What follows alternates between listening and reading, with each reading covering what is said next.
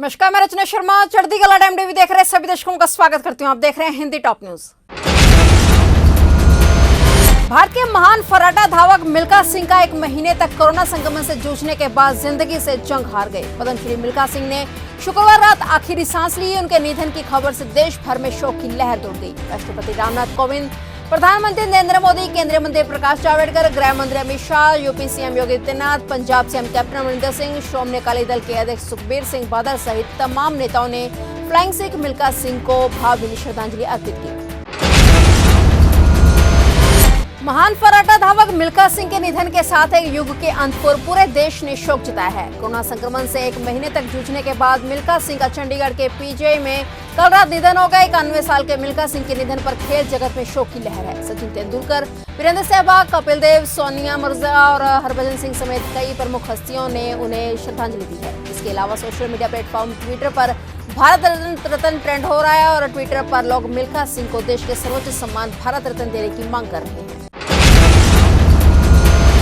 बिहार में महिला सशक्तिकरण के लिए मुख्यमंत्री नीतीश कुमार कई बड़े निर्णय ले चुके हैं। इसी क्रम में अब बिहार सरकार नौकरी में महिलाओं को आरक्षण देने के बाद अब क्षेत्रीय स्तर के पोस्टिंग में आरक्षण देने जा रही है। नीतीश सरकार ने इसको लेकर एक आदेश भी जारी कर दिया है। पंजाब सरकार ने छठे पे कमीशन की सिफारिशों को लागू करने का ऐलान कर दिया है। ऐसे में हिमाचल के 3.25 लाख सरकार कर्मचारियों की धुआंधार भी बढ़ गई है। हिमाचल प्रदेश में भी उम्मीद है कि जल्द ही पे कमीशन की सिफारिशें लागू होंगी। सीएम जयराम ठाकुर ने बजट भाषण में भी पे कमीशन लागू करने की घोषणा की थी। पंजाब कैबिनेट ने शुक्रवार को इस पर फैसला ले लिया और अब पंजाब सरकार जुलाई से इसे लागू कर देगी। उत्तर प्रदेश के मुख्यमंत्री योगी आदित्यनाथ के निर्देश पर यूपी में चेन स्नैचिंग की वारदातों पर बड़ा फैसला लिया गया है। यूपी में चेन स्नैचिंग पर 3 से 14 वर्ष सजा की सिफारिश की गई है।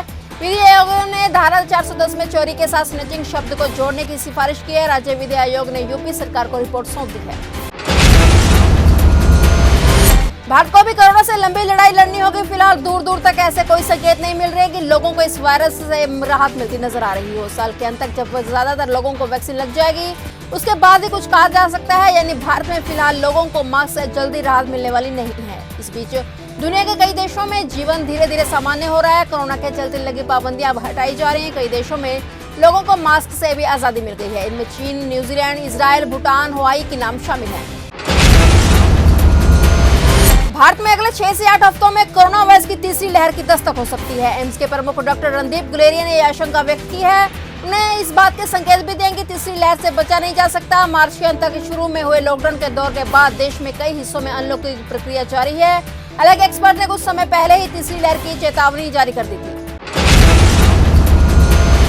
पश्चिम बंगाल के विधानसभा चुनाव में एक बार फिर से तृणमूल कांग्रेस की जीत के बाद बीजेपी के खेमे में खलबली मच गई है। यहाँ टीएमसी से धड़ाधड़ बीजेपी में शामिल होने वाले नेता और कार्यकर्ता एक बार फिर से पाला बदल रहे हैं। सबके सब दोबारा ममता बनर्जी के साथ जा रहे हैं। टीएमसी ने शुक्रवार को तो इन दल बदलू कार्यकर्ताओं के चक्कर से सारी हदें पार कर दी। बीजेपी के 300 कार्यकर्ताओं का पहले गंगा जल से शुद्धिकरण किया गया और फिर उनकी टीएमसी में घर वापसी हुई।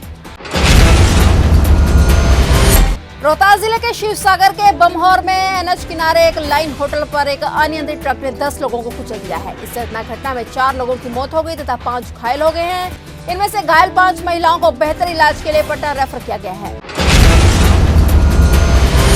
उत्तराखंड राज्य के पहाड़ी इलाकों में मानसून के शुरुआती तेवरों ने ही मुश्किलें खड़ी कर दी हैं। पिथौरागढ़ और चमोली जैसे सीमांत जिलों के साथ ही ऋषिकेश जैसे इलाकों में भी नदियां उफान पर बह रही हैं।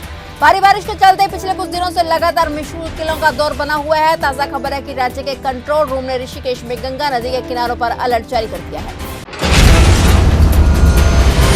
समाचारों का सिलसिला इसी तरह जारी रहेगा। देखते रहिए चढ़ती कला टाइम टीवी।